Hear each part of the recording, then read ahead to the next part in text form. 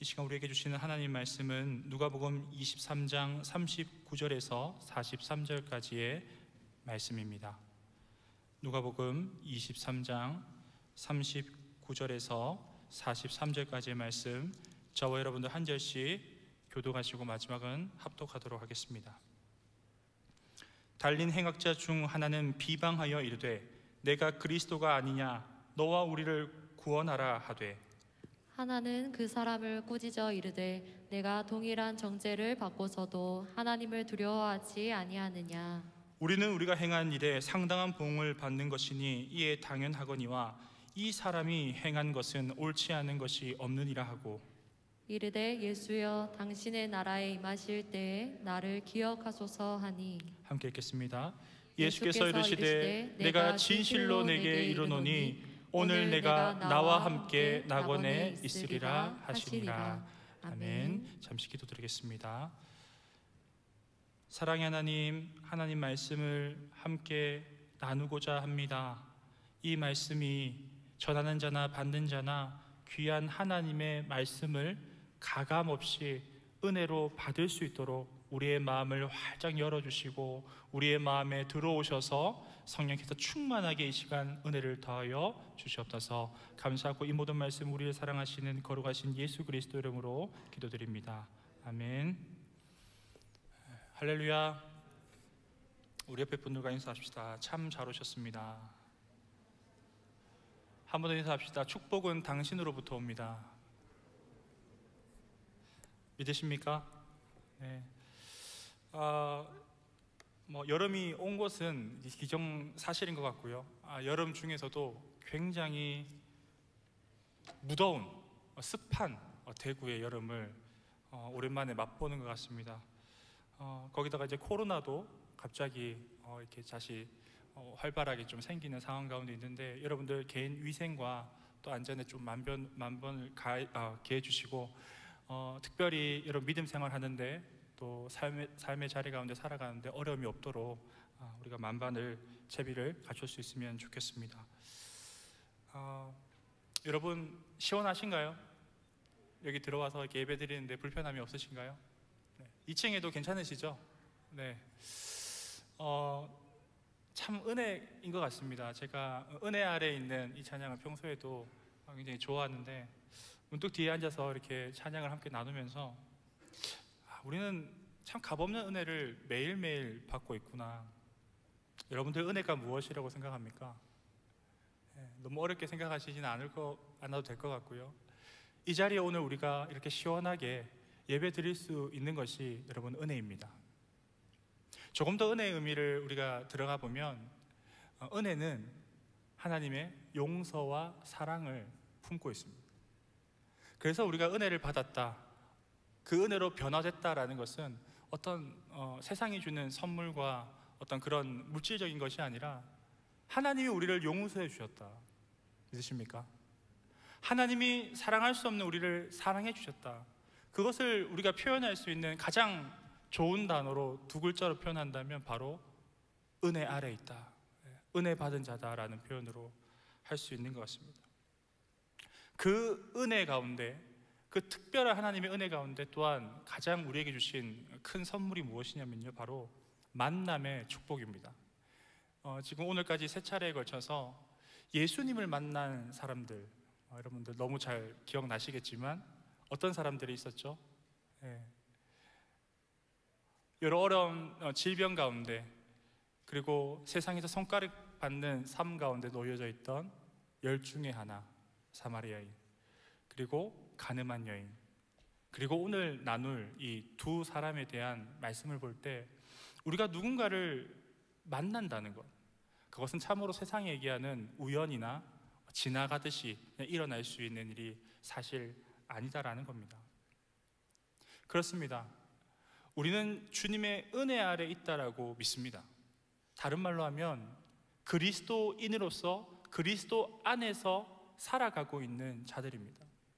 그렇다면 그 모든 일어나는 일들 가운데, 특별히 이 만남 가운데 여러분 무엇이 있습니까? 때가 있다라는 것입니다. 우리가 잘 알고 있는 이 카이로스라는 단어로도 이 하나님의 시간, 하나님의 때를 이야기하는데요, 하나님을 만난 사람들은 그 분명한 하나님의 때가 있었습니다.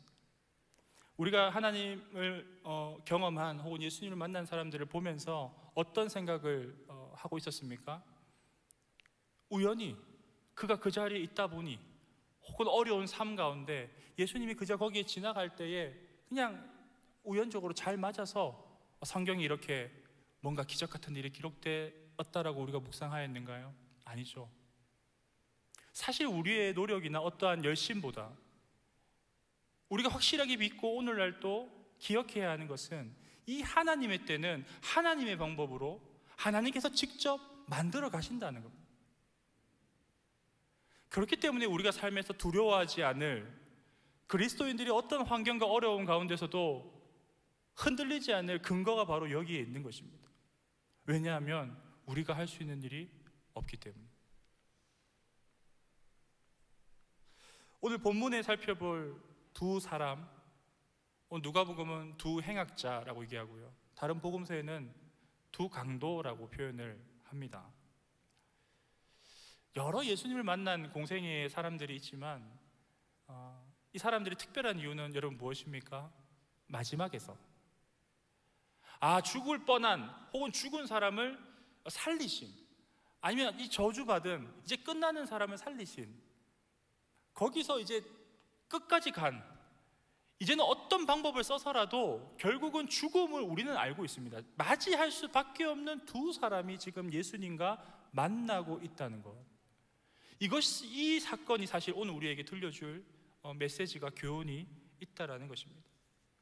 흔하지 않습니다.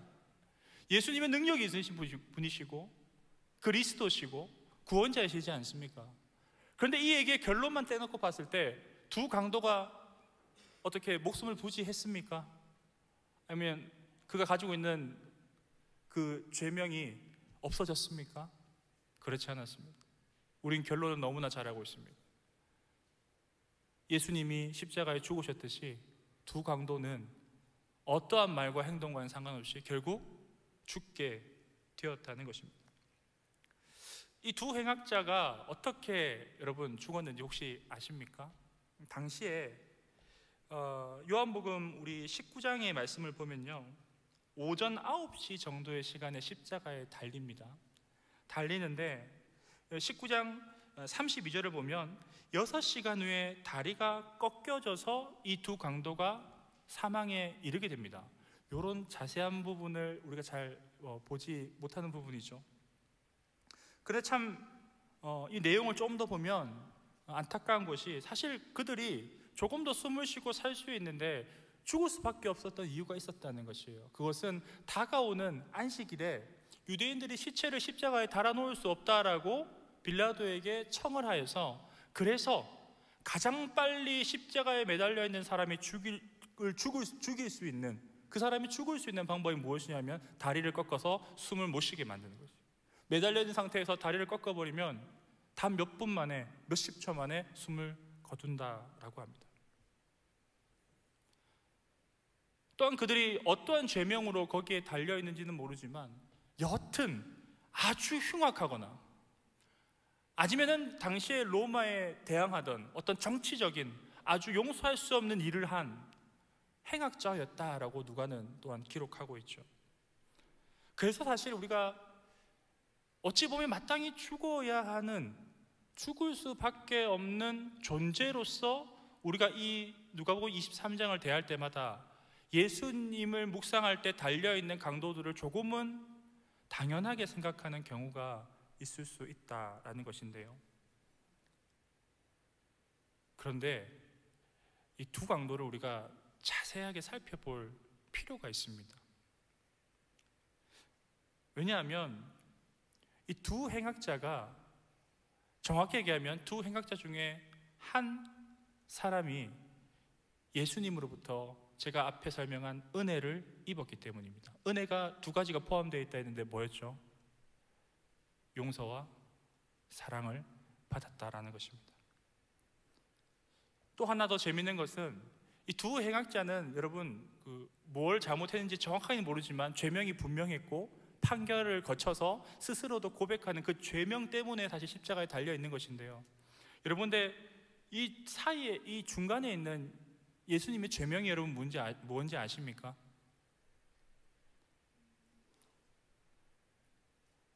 아시면은 이상한 거예요. 예수님은 죄가 없으셨습니다. 그러니까 우리가 믿음으로 고백하는 게 아니라 여러분 잘 아는 이 판결을 내린 빌라도가 밀란을 두려워해서 사실 그가 이 십자가의 처형을 허락하였지만 그가 무엇이라 고백했습니까? 나는 이 사람에게서 죄를 도무지 찾을 수가 없다라고 해서 그의 책임을 피하기 위해서 손을 씻었던 그 판결을 한 사람이 그렇게 판결을 내렸다는 겁니다. 그럼에도 불구하고 먼저 우리가 들여다봐야 될 것은 그럼에도 불구하고 이 악을 행한 행악자와 예수님이 지금 어떻게 되어 있습니까? 동일한 선상에서 같이 달려 계시다는 것에 먼저 집중해 보아야 된다는 것이에요. 여러분 이게 무엇을 의미합니까? 이사야서 53장 12절 말씀을 같이 한번 읽겠습니다. 큰 소리로 읽읍시다. 시작. 그러므로 내가 그에게 존귀한 자와 함께 몫을 받게 하며 강한 자와 함께 탈취한 것을 나누게 하리니 이는 그가 자기 영혼을 버려 사망에 이르게 하며 범죄자 중 하나로 헤아림을 받았음이니라. 그러나 그가 많은 사람의 죄를 담당하며 범죄자를 위하여 기도하였느니라. 이사야 53장에 이사야를 통한 하나님의 예언, 메시아에 대한, 그리스도에 대한 예언이 지금 무엇이라고 얘기합니까? 이는 그가 자기 영혼을 버려 사망에 이르게 하는데, 이 중요한 대목입니다. 범죄자 중 하나로 헤아림을 받게 한다라고 합니다. 참 기가 막힌 내용이죠. 여러분 한번 상상을 해보십시오. 그냥 그 하나님의 뜻을 따라서 죽는다는 것, 그리고 처참하게 물과 피를 쏟으면서 아주 고통스럽게 말려 죽이는 그 형틀이 무엇이냐면, 아주 모욕적인 그 형틀이 무엇이냐면 십자가였습니다. 그런데 그렇게 죽는 것도 사실 우리 인간적인 관점으로 보면 억울한데 지금 무엇을 씌우십니까?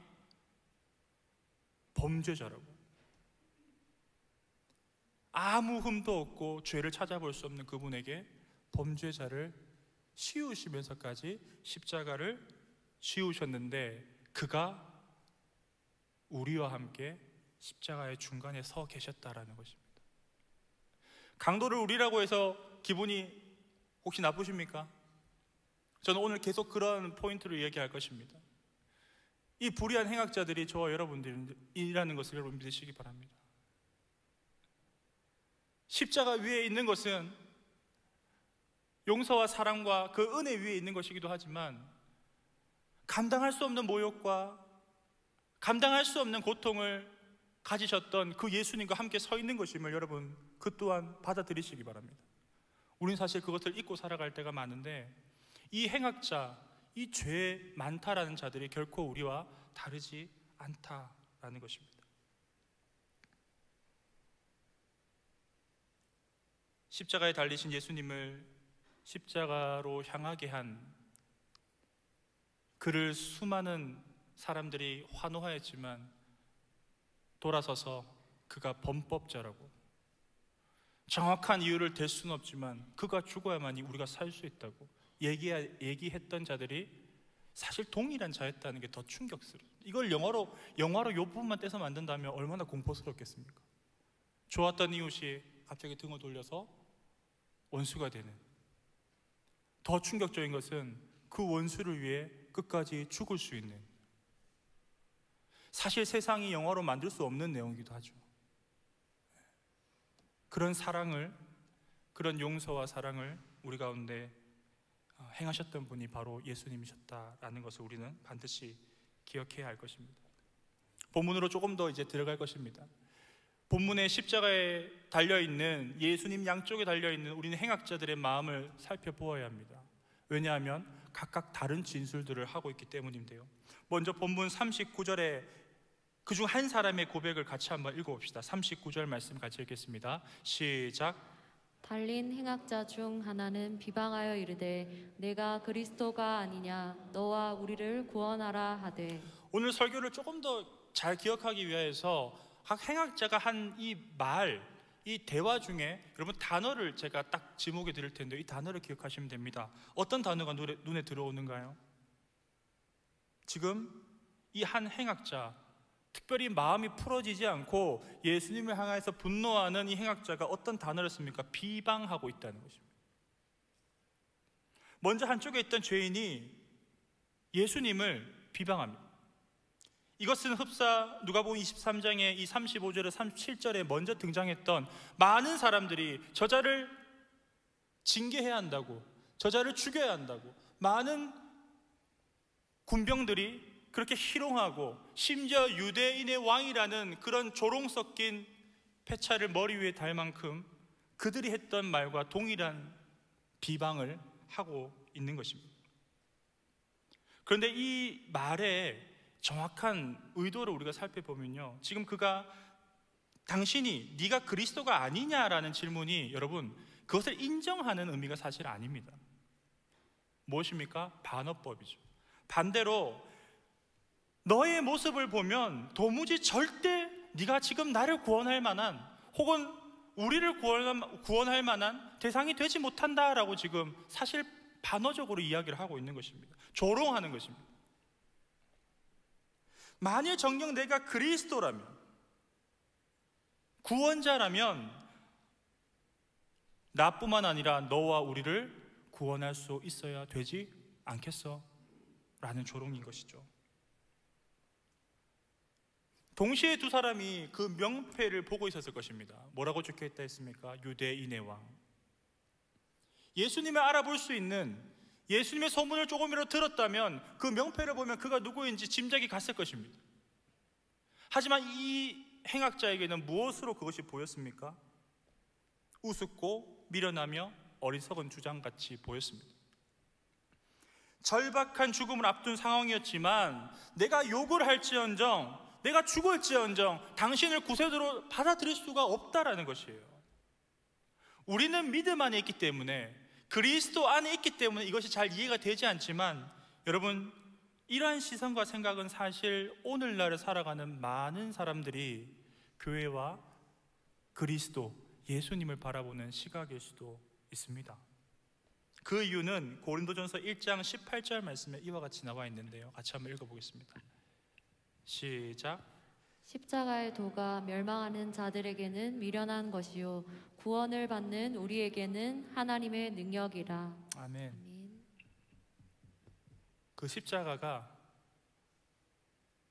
그를 그리스도로 보지 않는 자들에게는 얼마나 미련한 것으로 여러분 보이는지 모릅니다.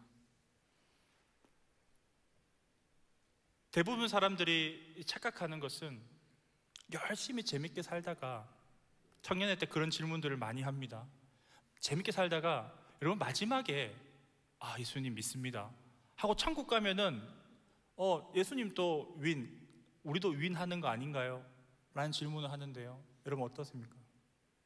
굳이 이렇게, 굳이 어려운 상황에, 굳이 열정적으로 열심히 그런 많은 시선들을 떨쳐내고 여기 나와서 예배드린 것이 여러분에게 어떤 의미가 있습니까? 마지막에 그렇게 이 두 강도 이야기를 청년들이 많이 그렇게 비유하지 않습니까? 그러니까 마지막에 예수님 믿으면 되는 건데. 여러분, 근데 제가 제일 앞에 말씀드렸다시피 우리가 선택할 수 있는 일이 아니다라는 걸 우리가 잊어서는 안 됩니다, 여러분. 다시 한번 말씀드리면 하나님의 부르심, 하나님이 허락한 만남에는 여러분 때가 있다라는 거예요. 그 때를 알 수 없기 때문에 우리는 그 흔들리는 그것을 놓치지 않으려고, 그는 확신을 가지고 우리 가운데 구원을 그리스도를 통해서 주셨지만 우리는 연약하기 때문에 사실 그것을 두렵고 떨리는 마음으로 이루어 나가야 된다라고 사도 바울이 이야기하지 않았습니까? 제가 반전 자격증이 하나 있는데요, 저에게 요양보호사 1급 자격증이 있습니다.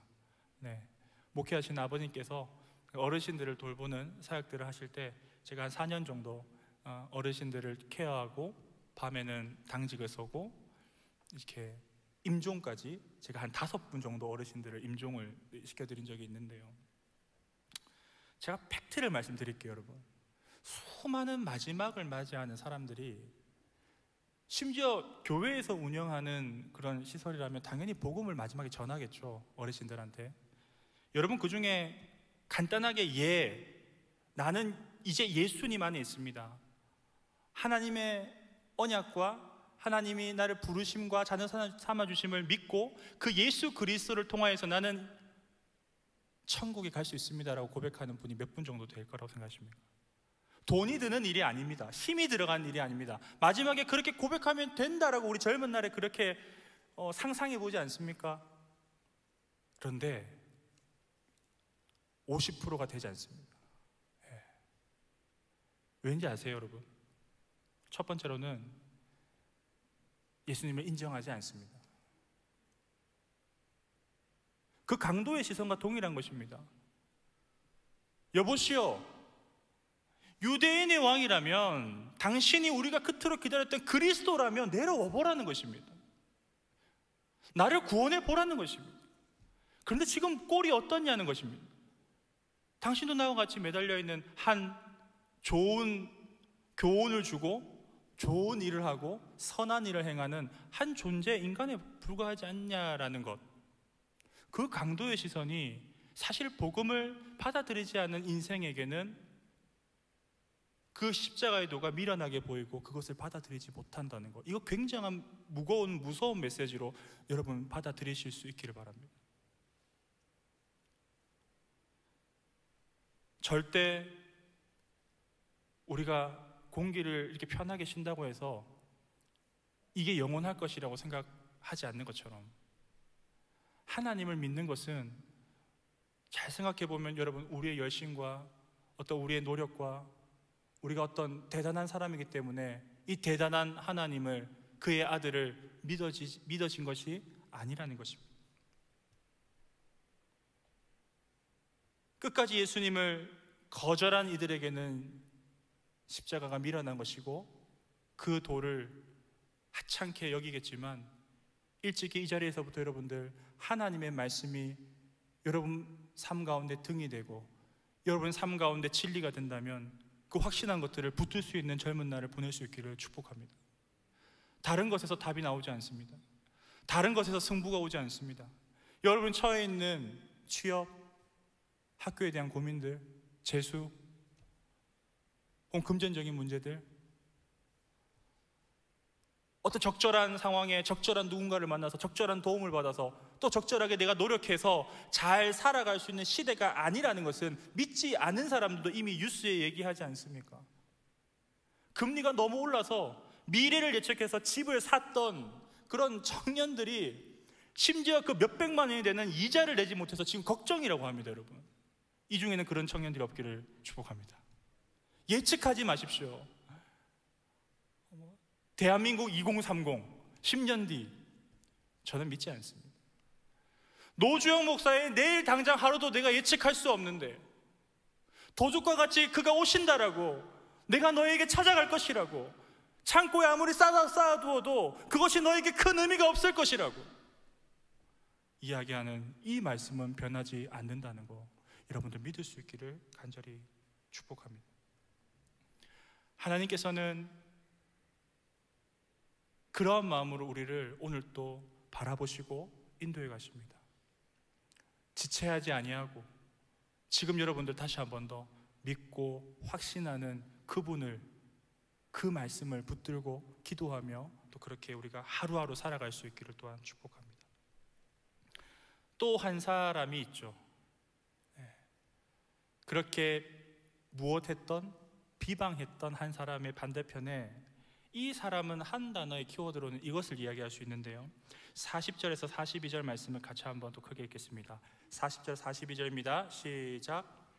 하나는 그 사람을 꾸짖어 가로되 내가 동일한 정죄를 받고서도 하나님을 두려워 아니하느냐.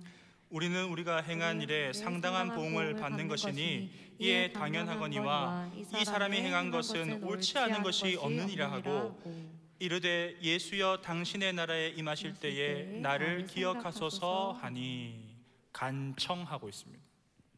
비방하고 있는 사람이 있었다면 반대편에 간청하는 사람이 있었다는 것입니다. 여기서 또 다른 사람의 지금 반응이 등장합니다. 마태와 마가의 기록에 따르면 그도 처음에는 옆에 있는 사람과 같이 예수님을 비방하였던 사람이었다라고 마태복음 27장과 마가복음 15장에 보면 그렇게 설명합니다.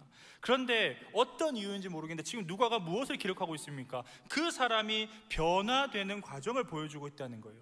그 기록을 보면 어른 시점에 그가 마음이 변하여서 오히려 도리어 그렇게 마른 사람을 꾸짖고 지금 예수님께 간청하고 있다는 거예요. 간청하는 대상이 이렇게 반전적인 고백을 할 만큼 같이 동조하다가 반전을 맞이할 만큼 그렇게 훌륭한 상태가 아니었습니다. 끊임없이 그 뜨거운 땡볕 아래 수많은 사람들이 조롱하고 있는 상황이었습니다. 누군가는 눈물을 흘리고 있었겠지만 또 누군가는 끊임없이 손가락질하고 저 사람 때문에 우리가 이 혼란을 맞이하고 괴로웠다고, 결국 저 사람이 흔들었기 때문에, 저자가 흔들었기 때문에 우리 모든 것이 이렇게 힘들어졌다고. 그런데 왜 그러한 유대인의 왕이라는 패차를 똑같이 보는 두 사람이, 한 사람의 마음이 여러분 변화되었을까요?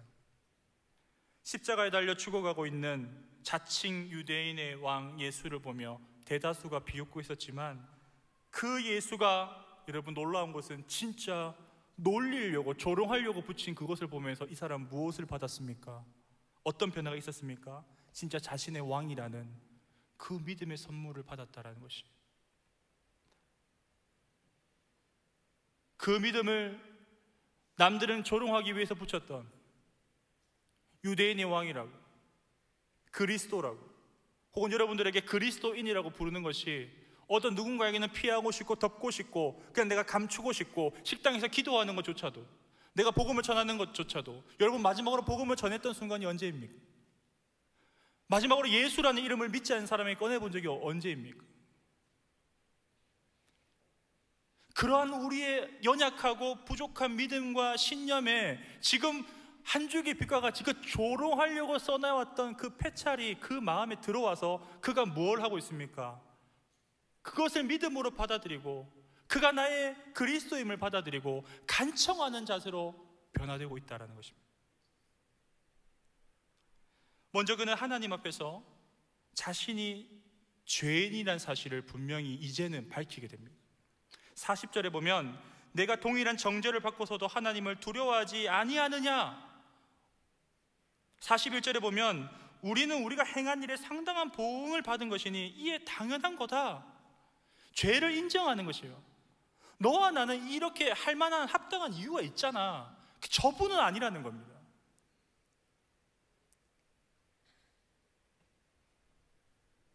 이것이 우리의 고백이 될 수 있기를 축복합니다.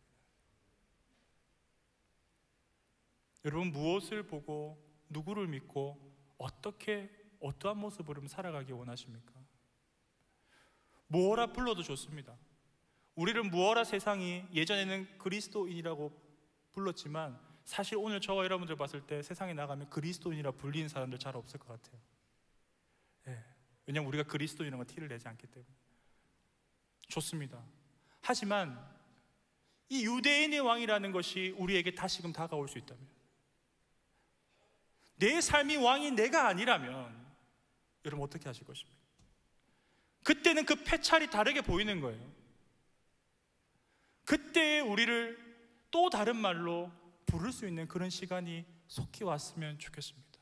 그 작은 변화가 사실 우리에게 있어야지만이 그 사람이 내 눈앞에 있는 볼품없고 흠모할 것 없는 어리석어 보이고 정말 이제 저 사람을 끝났다라고 보이는 그 자가 영혼을 이야기할 수 있는 신적인 존재로서의 나의 모든 것들을 다시 살릴 수 있는 메시아 그리스도다라는 고백이 우리 가운데 회복되어야 된다라는 것입니다.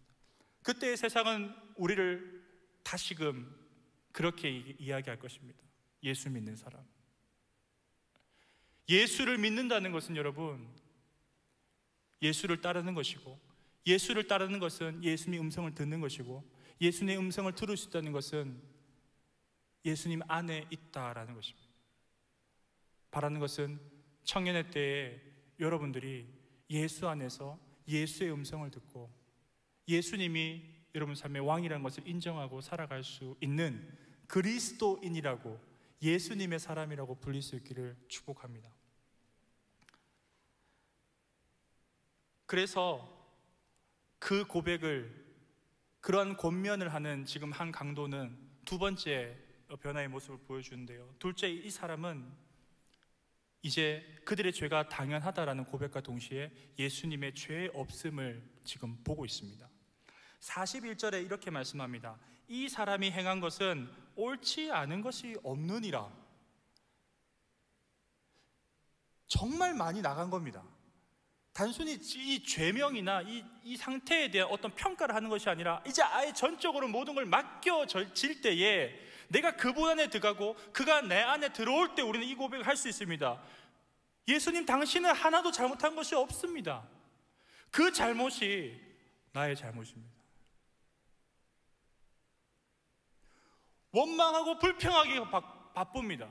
똑같은 십자가에 달려있고 고통스러운 삶을 살아가고 있는 것은 그네들과 우리는 동일한데, 우리는 이 두 행악자 중에 어떤 말을 고백을 하고 살아가고 있냐는 것입니다. 꼭 대놓고 그것을 비난하고 힐난해야지만이 비방이 아닙니다. 우리가 만족하지 않는 것도 비방입니다. 이 고백이 저와 여러분들의 고백이 되어야 될 줄 믿습니다. 주님께서는 아무 잘못이 없습니다. 그 십자가는 내 것입니다. 내가 주님을 십자가에 못 박았습니다. 단순히 지금 예수님을 억울하게 죽었다라고 생각하는 것이 아닙니다. 예수님이 행한 일 가운데 전체가, 그 모든 것이 다른 사람을 다 부정하여도 이제 죽을 수밖에 없는, 사실 거기서 어떠한 못이 박혀서 이제 죽어가는 상태에서 이런 고백을 하지 않아도 되잖아요. 그런데 그가 지금 하는 고백은 무엇입니까? 당신은 행한 일들 가운데 어떤 것도 잘못한 것이 없는, 당신은 그것을 넘어서 우리를 구원할 수 있는 그리스도십니다. 정반대의 고백을 하고 있다는 것입니다. 고린도서 5장 21절 말씀을 같이 한번 읽겠습니다. 고린도서 5장 21절입니다. 시작. 하나님이 죄를 알지도 못하신 이를 우리를 대신하여 죄로 삼으신 것은 우리로 하여금 그 안에서 하나님의 의가 되게 하려 하심이라. 아멘. 심지어 어떻다라고 표현합니까? 죄를 알지도 못하는 분이셨습니다. 조그만 억울한 일을 옆에서 우리가 볼 때 참 안 됐다, 참 마음이 아프다라고 하는데, 우리는 이 감동이, 이 공감이 혹여나 우리 마음의 믿음 안에 사라져 있지 않습니까, 여러분? 여러분, 죄가 없는 분이 저와 여러분들을 위해서 죽으셨다는 것이에요. 가능한가요? 법치주의 사회에서 가능한 일입니까, 오늘날? 어떻게든 항소해야 되잖아요. 항변해야 되잖아요. 어떻게든 이 재판을 뒤집어야 되잖아요. 근데 그런 어떠한 노력을 하지 않으셨다는 것. 그 이유는 하나입니다. 너의 그것을 내가 지고 가야 되기 때문에, 내가 유일하게 죽음으로 용서할 수 있기 때문에. 하나님과 그들을 용서할 수 있는 단 하나의 조건이 무엇이었습니까? 당시에 흠없는 순결한 양을 잡는 것입니다.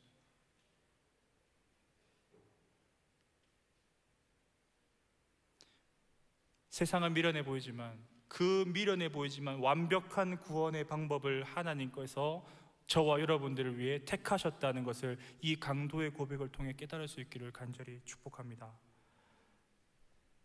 이 땅에 죄 없는 그리스도를 보내셔서 자기 백성의 죄값을 치르시게 하셨다는 것, 그냥 그를 보좌하는 대상이 아니라 그의 독생자.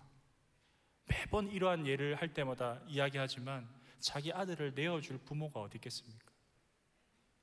그 사랑은 은혜라는 단어로밖에 우리가 표현할 수가 없다라는 것입니다. 결론적으로 우리는 이 사람이 얼마나 예수님에 대해 이해하고 있었는지 여러분 다 알 수는 없습니다. 그런데 우리가 이렇게 성경을 읽어내려가면서 분석하면서 알 수 있는 것은 무엇입니까? 첫 번째, 하나님 앞에서 자기 죄를 깊이 깨닫고 두려워하고 있었다는 것. 예수님을 진짜로 유대인의 왕이요 내 삶의 주인이라고 고백하는 자들은 하나님을 깊이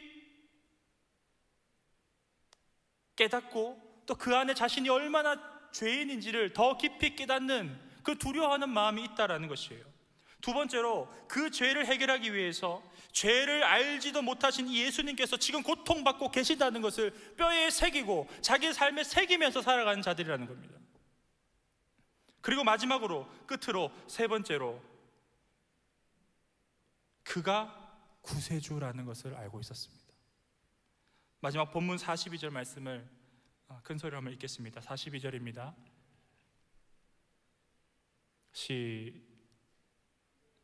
42절입니다. 시작. 이르되 예수여 당신의 나라에 임하실 때에 나를 기억하소서 하니. 여러분 이 대목을 계속적으로 한번 보십시오. 눈으로 읽어보십시오. 이게 왜 예수님을 구세주로 인정하고 있는 것입니까? 지금 뭘 요청합니까? 와 주님, 그러실 줄 알았습니다. 제가 이렇게 고백하면 저를 이제 곧 살려주실 거죠. 십자가에서 고통 없이 못을 딱 빼서 저희 둘만 이렇게 비방했던 사람은 그대로 두고 저희만 이제 살아날 줄 믿습니다. 그렇게 해주십시오 라고 한 게 아니라 이 사람이 지금 뭘 바라보고 있습니까 여러분? 이 사람이 지금 뭘 믿고 있습니까? 참 놀라운 고백입니다. 당신의 나라를 믿고 있었다는 거예요. 그것을 하나님의 나라, 쇠하지도 않고 망하지도 않고 눈물도 없고 고통도 없고 영원히 살아갈 수 있는 그 나라를 소망하면서 그 신념을 지금 강한 믿음을 가지고 있었던 자가 바로 이 강도였다는 것입니다. 예수여 당신의 나라에 임하실 때에 나를 기억하소서. 나를 껴주세요. 나를 데리고 가주세요. 거기에 대해서 예수님께서 뭐라고 말씀하십니까? 거기에 더해서 엄청난 선포를 하시는데요. 그래 언젠가 내가 거기 가게 될 때 내가 너를 데려갈게 가 아닙니다. 뭐라고 말씀하십니까? 오늘 네가 나와 함께 낙원에 있을 것이야. 네 눈물, 네 고통, 서러웠던 마음들, 삶에 다 해결하지 못하고 눈을 감겠지만 네 인생이 거기서 끝이 아니야. 이게 믿는 자들이 예수님의 음성에 귀를 기울여야 하는 가장 중요한 우리가 핵심적인 사실 대목입니다.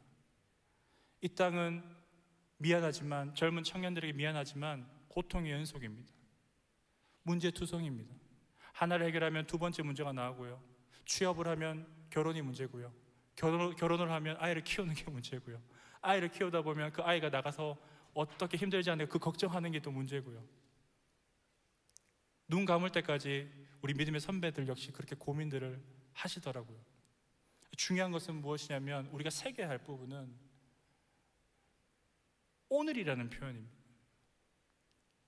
사실 우리가 천국이라는 것을 얘기할 때 가장 아주 멀리 있는, 내가 죽어서 가는 걸 생각하는데, 지금 예수님을 소유한 자들 혹은 예수님을 믿고 이후에 예수님의 죽음 이후에 무엇이 있습니까? 부활과 승천과 다시 오심의 약속을 받은 자들은 하나님의 나라를 실제 누리는 역사를 경험합니다.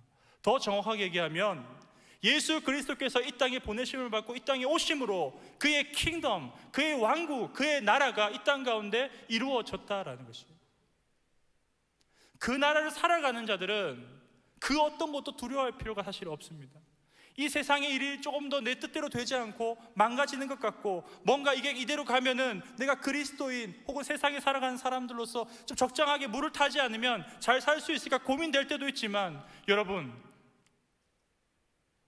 우리는 반드시 오늘 만나는 예수님의 은혜가 있다는 것, 오늘 나는 예수님을 만날 수 있다는 그 믿음의 확신이 있다면 오늘 하나님 나라를 살아갈 수 있는 저와 여러분이 될 수 있기를 축복합니다.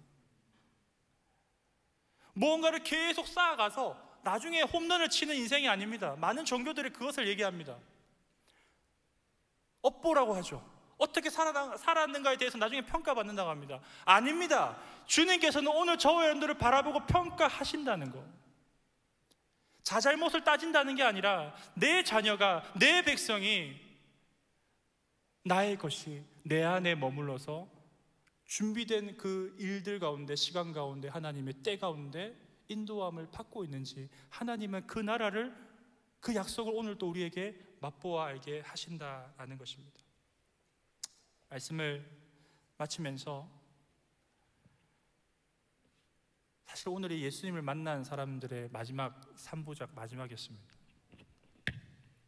여러분, 예수님을 만난다는 것은 여러분 무엇이냐면요, 결국 우리의 신앙을 십자가에서 답을 찾는 것입니다. 예수님을 만났다, 예수님 안에 있다, 나는 그리스도인과 범호교회 성도로 살아간다는 것은 더 쉽게 얘기하면요, 다른 답을 다 지워버리고 십자가만이 내 답이 된다는 거예요. 여러분, 인생이 문제투성이십니까? 오늘도 해결하지 못한 문제지를 가지고서 이 자리에 나오셨는가요?